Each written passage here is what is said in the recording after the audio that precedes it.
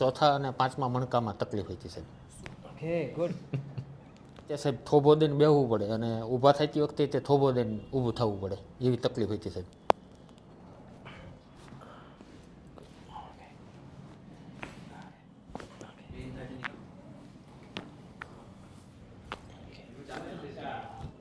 શિવરાજભાઈ અહીં શેના માટે આવ્યા હતા?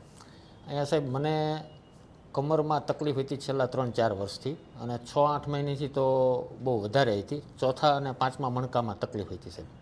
કેડ બહુ દુખતી હતી અને નીચે બેહવામાં તે સાહેબ થોભો દઈને બેહવું પડે અને ઊભા થતી વખતે તે થોભો દઈને ઊભું થવું પડે એવી તકલીફ હતી સાહેબ.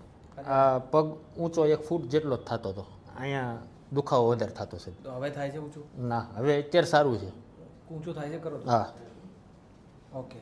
પહેલાં આ સ્થિતિનો 1 જ ફૂટ ઊંચો થતો જ સાહેબ. જરાક જ. હા.